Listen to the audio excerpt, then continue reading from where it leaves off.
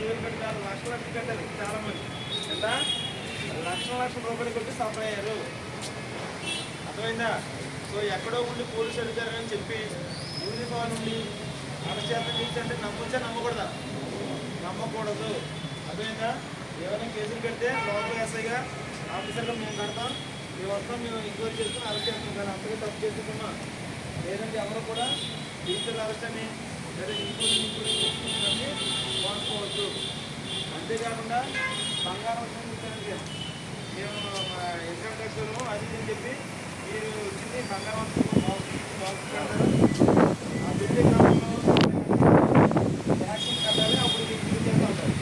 ఒక 5,000 10,000 కట్టాలి, ₹1,00,000 మీకు వస్తుందని చెప్పి 5,000 కట్టాలి. 5,000 కట్టి బండి ఇంకో 5,000 కట్టకూడదు. అలాగా ఆ ప్రాసెస్ తీయండి. అదే నీళ్ళు చాలా మమ్మల్ని మధ్య పెట్టి డబ్బులు కట్టిస్తారు తప్ప కానీ వస్తువులు ఎవరు. అలా చాలా మంది ₹1,00,000 కట్టి మోసపోయారు. ఓకేనా? ఈ విధంగా అవి వచ్చాయని, కొరియర్స్ వచ్చాయని, లేదా గిఫ్ట్ బ్యాగ్ వచ్చాయని చెప్పేసి నమ్మించి ప్రయత్నం చేస్తే మీరు నమ్ముతారా? నమ్మొచ్చు. అర్థమైందా? ఇంకే రకమైన ఫ్రాడ్స్ ఉన్నాయి. OLX తెలిసి ఎవరికన్నా? OLX ఆన్లైన్ మన కొనడం అమ్మడం. అంటే కూడా ఆన్లైన్ అని మరి ఆ వస్తువు ఎవడో ఒక బండి పెడతాడు కదా, బండి పెట్టి చాలా 10,000కే 2023లో 10,000 కట్టారు. మీరేం చేస్తారు? ఆన్లైన్ డబ్బులు పంపు చేస్తారండి. అక్కడ వస్తువు ఉంటుందంటే వస్తువు ఉండదు, ఓన్లీ ఫోటో చూపిస్తానంటే మీకు. OLX చాలా ఎక్కువ జరుగుతుంది ఈ మధ్యన. సెల్ ఫోన్ చూపించని, బైక్ చూపించని, డాక్యుమెంట్స్ అన్ని వెరిఫికేషన్ ఈక్వల్గా మీరు తీయకుండా ఎట్టి రోజులు ఆన్లైన్లో డబ్బులు కట్టద్దు. ఫోన్పేలు, గూగుల్ పేలు, ఆన్లైన్ పే చేయద్దు. అదేనా? చాలా మంది మోసపోయారు, మనం మోసపోకూడదు. అదేనా? ఇంకే రకంగా ఇప్పుడు ఎవరికైనా బైకులు కానీ ఆటోలు కానీ ఫైన్లు పడ్డాయా? ఫైన్లు ఇవి చలాన్స్ పడ్డాయా లేదా? మొన్న కోర్టు ఏమైందంటే ఆ ఫ్రెండ్ దగ్గర నుంచే ఒక ఫైన్ వచ్చింది. దండ పంపిస్తే ఏదో పంపిస్తే క్లిక్ చేస్తాం లేదా? అలా క్లిక్ చేశాడు.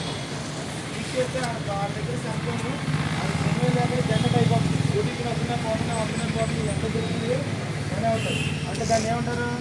సెల్ ఫోన్ హ్యాక్ అయింది అంటారు. మన ఫ్రెండే పంపించాడు, ఆడేదో క్లిక్ చేశాడు, ఏదో చెప్పడానికి మన ప్రమేయం లేకుండా జనరేట్ అయిపోతుంది. 7,000 కట్టాలి బ్యాంక్.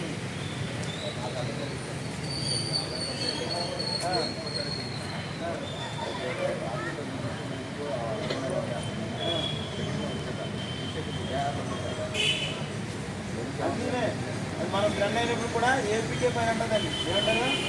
ఏపీకే ఫైన్ అంటుందండి. ఎట్టి పరిస్థితులు కానీ క్లిక్ చేయకూడదు. ఏపీకే అని రాకుండా ఇంగ్లీష్లో దాన్ని అస్సలు క్లిక్ చేయకూడదు. అర్థమైందా? అంతా కూడా ఫ్రాడ్యులెంట్ చేసే పని అది. ఈ చలాన్ పేరుతో వస్తుంది మళ్ళీ.